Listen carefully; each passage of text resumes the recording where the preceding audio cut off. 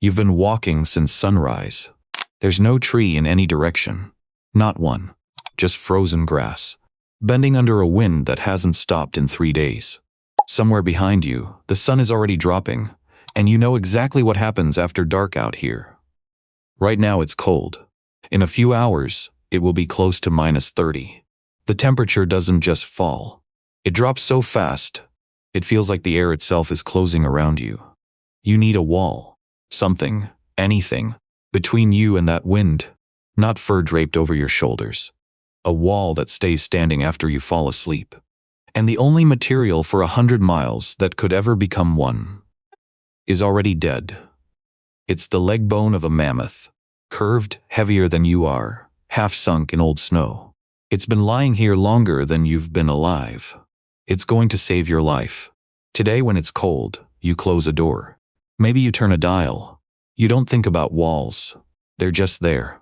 But 15,000 years ago, on a landscape with no trees at all, a wall was a problem someone had to solve from nothing. Not wood. Not fur alone. Bone. And what they built wasn't a cave. It wasn't a tent, either. It was something much closer to an actual house. And once you look at how it was put together, primitive stops being the right word for it.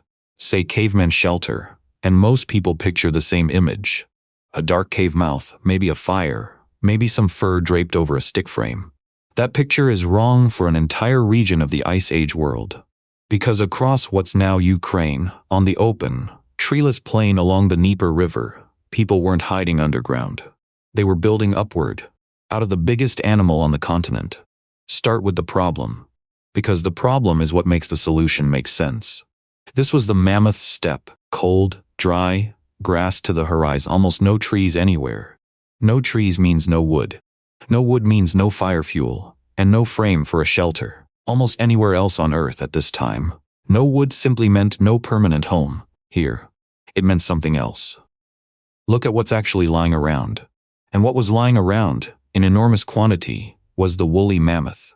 Not one heroic kill in a single afternoon, remains gathered across years, some hunted, some scavenged from animals that had already died on the steppe. We only know any of this because of an accident. In 1965, a farmer near the village of Mezhyrich, in central Ukraine, was digging to expand his basement. A few feet down, his shovel hit something that wasn't a rock. It was a mammoth jawbone. He kept digging. More bones came up. Archaeologists eventually took over the site on a ridge nearly 100 meters above sea level, right where two rivers meet. And what they found wasn't a random bone pile someone had dumped. It was architecture, and it was old. The most precise, done on the site. Places people here between roughly 14,850 and 14,315 years before our era. Call it 15,000 years. Give or take a few centuries either way. 4 separate structures, oval to circular, each one between 12 and 24 square meters, roughly the footprint of a small bedroom. They weren't scattered randomly either. They sat 10 to 24 meters apart, arranged in a deliberate V shape, along a ridge overlooking where 2 rivers meet. At least 3 of them were lived in at the same time. That spacing is not an accident. A group huddling for one desperate night doesn't measure the distance between shelters. A group planning to live somewhere does. This wasn't a structure thrown together in a single panic.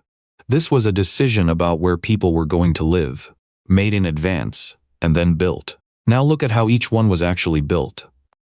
The walls were stacked mammoth skulls, long bones, mostly the huge humerus and femur hip bones and shoulder blades, layered and interlocked, so the whole structure could bear its own weight without a single piece of timber. Tusks, curved and enormous, were worked into the frame too, almost certainly arching overhead the way roof beams would in a house today. Inside, a hearth sat near the center, and the ground around each structure was littered with stone tools and debris from daily use. There was no instruction manual for this, and some of these structures didn't just survive one winter. We'll get back to that. And Mezhyrich wasn't a one-time fluke either. Archaeologists have now identified around 70 of these mammoth bone structures, scattered across Ukraine and the Western Russian plain. This wasn't clever family improvising once. It was a technology repeated, refined, and passed down across an entire region for thousands of years. Building the walls solved exactly one problem. There were at least 3 more, and the people at Mezhyrich solved all of them with the same animal. Problem 1 was walls. Problem 2 was fire.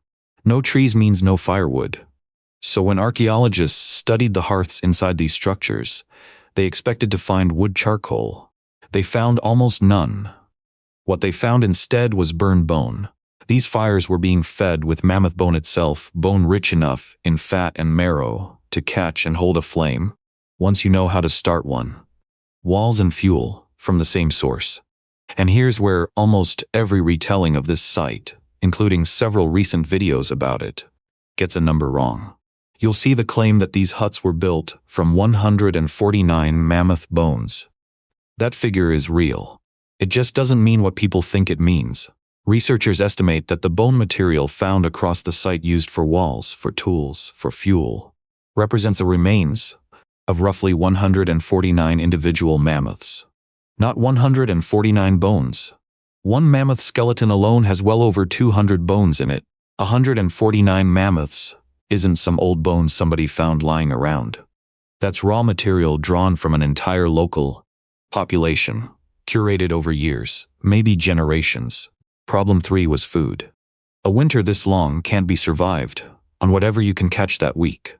Around the structures at Mezhyrich, archaeologists found roughly 10 large pits dug into the ground, each 2 to 3 meters across and up to a meter deep, packed with bone and ash. These functioned as cold storage and refuse pits away to keep meat through months when nothing new could be hunted. The house wasn't just a wall against the wind. It was a pantry built into the ground beside it. Problem 4 was staying alive long enough to actually use the shelter in the first place, which meant clothing, not just walls. Archaeologists found tool workshops built right into the site. Stone microliths for cutting, and carved from bone and ivory, needles, awls, perforators, polishers. A needle means thread. Thread means stitched, fitted clothing. Not a hide thrown over your shoulders, but a garment sewn tight at the seams to actually trap heat. That one small tool might be the real reason anyone survived a night at -30 outside these walls at all. None of what comes next was necessary for staying alive. Archaeologists found beads made of amber and shell, pins carved from ivory, small stylized human figurines, engravings cut into bone and ivory, including one piece some researchers believe may show a map of the surrounding land, and one mammoth skull, painted with dots and lines in red ochre, that some archaeologists think may have been played as a drum. People on the edge of survival, building their own walls out of dead animals to keep from freezing to death, still made time to decorate a skull, still made jewelry, maybe still made music. And the newest piece of this story is the biggest jump in scale of all. In 2025, researchers went back to Mezhyrich with more precise radiocarbon dating. Instead of dating the mammoth bones themselves, which can be misleading, since a mammoth may have died long before anyone built with its remains, they dated smaller animal bones, like fox and hare, found directly inside the living layers. Animals that were almost certainly handled by the people who actually lived there. What they found: one of these 4 structures shows signs of being used, on and off, for up to 429 years. 429 years. Not one hard winter, not one family, generations of people, returning to the exact same pile of shaped bone their great-great-grandparents had built, and still calling it home. No instruction manual survived that long either. But unlike your last flat-pack shelf from a bag of screws and an Allen key, this one didn't need to be replaced after a year. Which raises a question archaeologists still argue about today. What actually is this place? A shelter? A meat store? A monument? The honest answer is that even now, with radiocarbon dating, CT scans, and decades of excavation, nobody can fully pull those categories apart. The structure that kept people alive through the cold is the exact same structure covered in art, beads, and possibly music. For the people who built it, surviving and belonging somewhere were never really 2 different things. A treeless plain with nothing to burn. A jawbone under a farmer's basement floor in 1965. 4 structures, spaced with intention. At least 3 lived in at once, one of roughly 70 such sites across the region. Walls built from stacked bone, no wood required. Fires fed on burned bone instead of firewood. 10 storage pits, keeping meat through the dark months. 149 mammoths, not bones, behind the whole project. Needles that turned raw hide into real, fitted clothing. Beads, figurines, a painted skull. And one structure returned to and rebuilt for over 4 centuries. So the next time the cold outside sends you straight to a thermostat, remember this. 15,000 years ago, on a plain where nothing grew taller than grass, a group of people looked at a dead mammoth's leg bone and saw a wall. They looked at a skull and saw a roof beam. They looked at burned bone and saw a fire that would last the night. You needed a wall. They built you one.